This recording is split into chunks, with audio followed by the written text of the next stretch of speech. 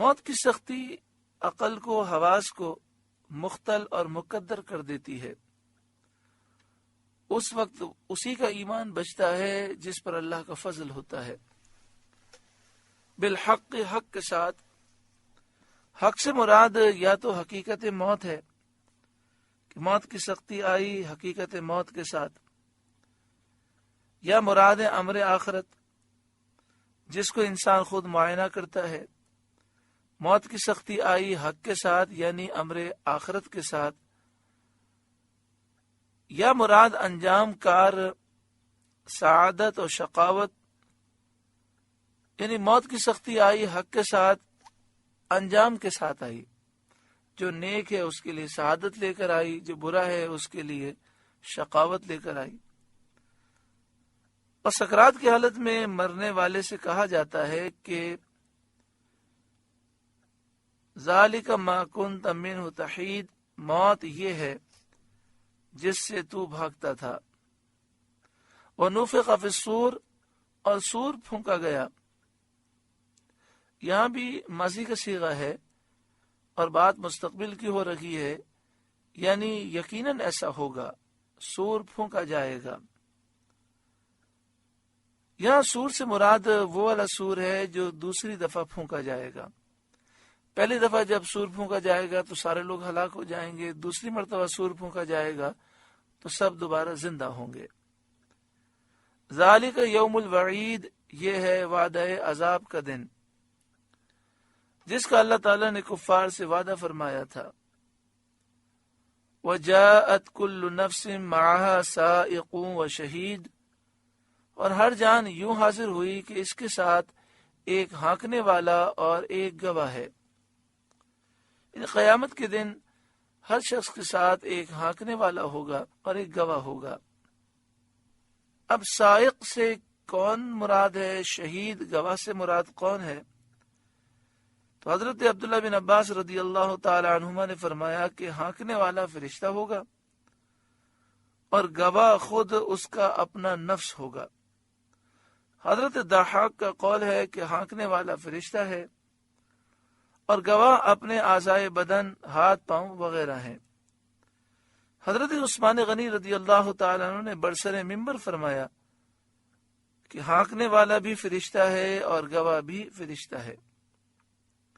پھر کافر سے کہا جائے گا لقد كنت في غفلة من هذا، بے شک تو اس سے غفلت میں تھا، یعنی دنیا میں اس موت سے، پھر موت کے بعد دوبارہ اٹھنے سے غفلت میں تھا۔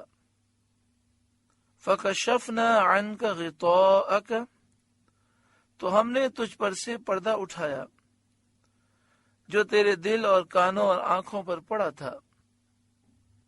فَبَصَرُكَ الْيَوْمَ حَدِيدٌ، تو آج تیری نگاہ تیز ہے۔ فا کے معنی ہوتے ہیں پس، بصرک تیری نگاہ، فَبَصَرُكَ الْيَوْمَ آج کے دن حدید تیز ہے، کہ تو ان چیزوں کو دیکھ رہا ہے جن کا دنیا میں تو انکار کرتا تھا۔ وَقَالَ قَرِينُهُ، اور اس کا ہم نشین فرشتہ بولا جو اس کے اعمال لکھنے والا اور اس پر گواہی دینے والا ہے، هَذَا مَا لَدَيَّ عَتِيدٌ، یہ ہے جو میرے پاس حاضر ہے، یہ ہے اس کا نامہ اعمال جو میرے پاس حاضر ہے۔ القیا فی جہنم کل کفار عنید، حکم ہوگا تم دونوں جہنم میں ڈال دو ہر بڑے ناشکرے ہر دھرم کو۔ کفار سے مراد بڑا ناشکرہ ہے اور عنید سے مراد ضدی ہر دھرم ہے۔ مناع للخیر، جو بھلائی سے بہت روکنے والا، معتدم مریب، حد سے بڑھنے والا، شک کرنے والا، یعنی جو دین میں شک کرنے والا ہے، حد سے بڑھنے والا ہے، نیکی بھلائی سے بہت روکنے والا ہے، اسے تم جہنم میں ڈال دو۔ الذی جعل مع اللہ الہا آخر، جس نے اللہ کے ساتھ کوئی اور معبود ٹھہرایا، فَأَلْقِيَاهُ فِي الْعَذَابِ الشَّدِيدِ، تم دونوں اسے سخت عذاب میں ڈالو۔ قَالَ قَرِينُهُ، اس کے ساتھی شیطان نے کہا، وہ شیطان جو دنیا میں اس پر مسلط تھا، اس نے کہا، ربنا ما اطغیتہ، اے ہمارے رب میں نے اسے سرکش نہ کیا۔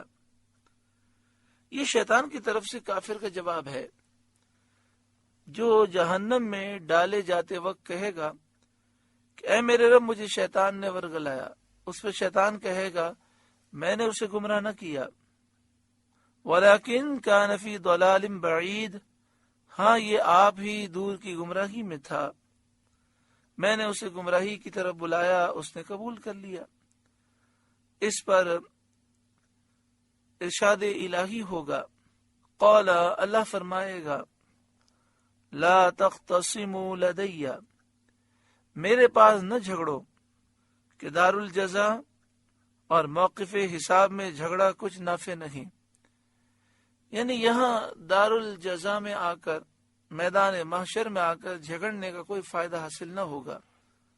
وَقَدْ قَدَّمْتُ إِلَيْكُمْ بِالْوَعِيدِ، میں تمہیں پہلے ہی عذاب کا ڈر سنا چکا تھا، اپنی کتابوں میں عذاب کا ڈر سنا چکا تھا، اور اپنے رسولوں کی زبانوں پر میں نے تمہارے لیے کوئی حجت باقی نہ چھوڑی، یعنی آج تم بہانہ نہیں بنا سکتے، تم پر میں نے کتابیں نازل کی، رسول بھیجے۔ ما یبدل القول لدی، میرے یہاں بات بدلتی نہیں، وما انا بظلام للعبید، اور نہ میں بندوں پر ظلم کرتا ہوں، تو میرا قول بھی نہیں بدلتا، اور میں بندوں پر ظلم کرنے والا نہیں، جس نے برا کام کیا ہے اسی کو سزا دی جاتی ہے۔ سورہ قاف کا دوسرا رکوع مکمل ہوا۔ اللہ تعالیٰ اس رکوع کے نور سے ہمارے قلوب کو روشن و منور فرمائے۔